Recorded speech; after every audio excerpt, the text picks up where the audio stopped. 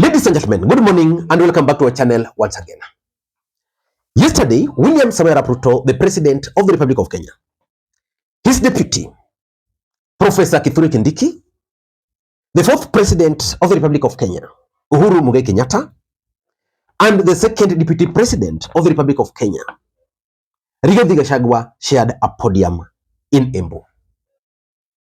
And William Ruto really got the feeling of the ground. But most of you guys have asked me to talk about certain photos which were trending, particularly the body language of Uhuru Kenyatta and those of William Samoei Arap Ruto. In this video, I want us to do a critical analysis about the body language of the two gentlemen. But before we do that, for those who are watching this channel for the first time, please take a second or two, click the subscribe button so that next time we produce a video like this, YouTube will automatically notify you. And to the subscribers, I want to continue thanking you guys for your continued support. Because without that support, this channel cannot be where it is. Ladies and gentlemen, there is one thing which I've always told you on this platform, that in politics, nothing happens out of mere coincidence. And that everything in politics is normally well planned, well scripted, and executed to achieve a specific political objectives. Nothing in politics just happens for the sake of it. I want us to go to Pauline Njoroge's Facebook page. I hope all of us, we know who Pauline Njoroge is. Let us go to Pauline Njoroge's Facebook page, because there is something Pauline Njoroge was trying to communicate yesterday during that event. And there is this Embu in photo. There is this photo, the first photo she posted. Embu in pictures. In that photo, there is Uhuru Kenyatta, there is Professor Kithure Kindiki, and then there is William Ruto.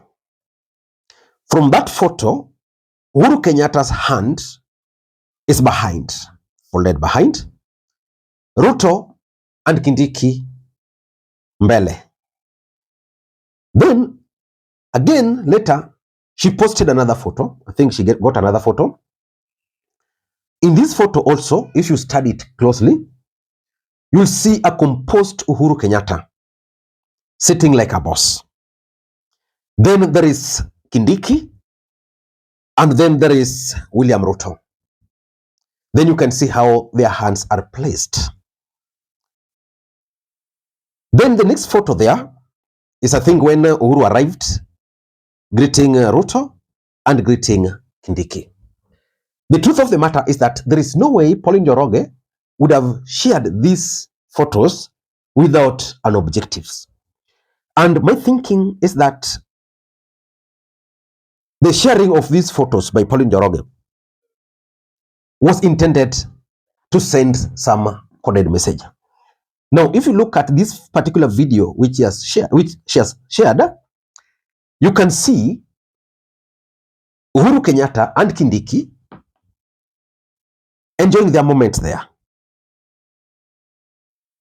And this is why most of you are asking me to talk about these particular videos and photos.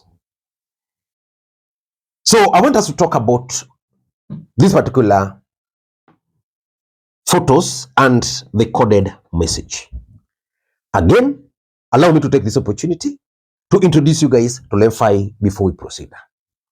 LemFi is a mobile money app for users in the UK, US, and Canada to send money back to Kenya. They offer the best exchange rates, and the money will be delivered instantly into your Mpesa account, Airtel Money account, and of course, if you want, directly into your bank account. You can use the link in the pinned comment to download the app. Ladies and gentlemen, I want us to talk about those particular photos and what they are communicating.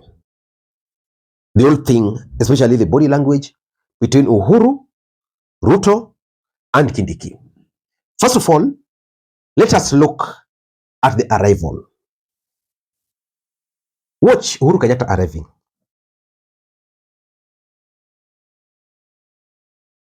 Is our Cardinal John Jewel here present?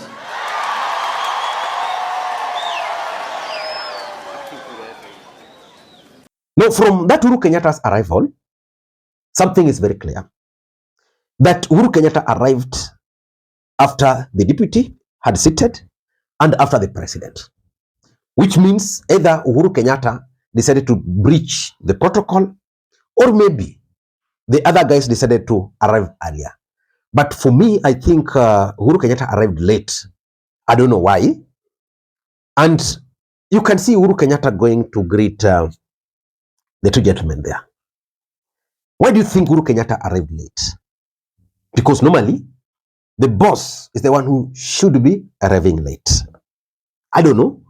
Maybe you can let me know why you think Uhuru Kenyatta arrived late. Let me know. Then there is also this other video, right? I think at this point, people were asked to greet their neighbors. Watch very briefly.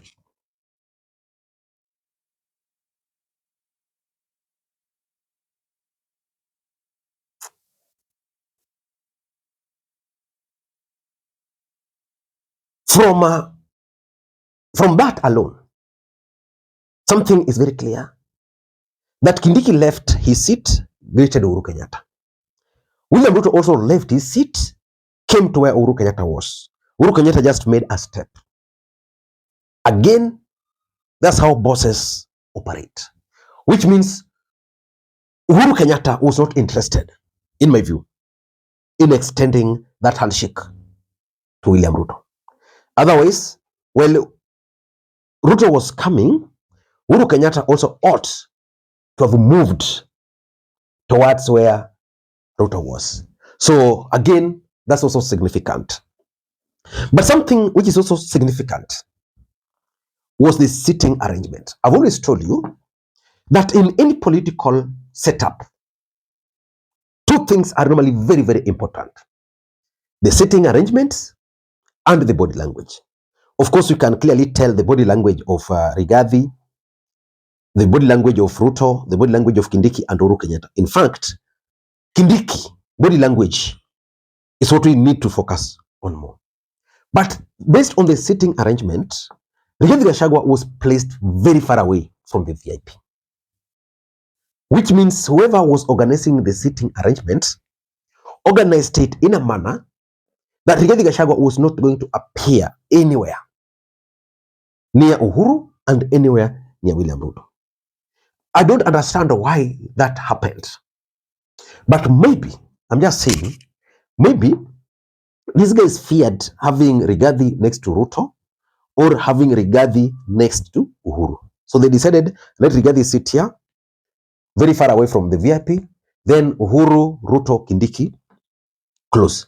Of course, it's also supposed to send a signal that Rigathi Gachagua has actually lost power. That's why when Rigathi Gachagua arrived, for those who were keen, he used some pathway there, which was muddy. He had to change shoes at some point. That was just a signal that the red carpet is no longer preserved for him. So for me, I think the idea of putting Rigathi Gachagua away was for the focus to be on the three leaders, which is significant, and I'm coming to that. But based on the way the body language and the photos, I'm coming to some few conclusions. The first conclusion I'm coming to is that probably there has been attempts to reconcile Uhuru and Ruto. But one of them is still not very comfortable.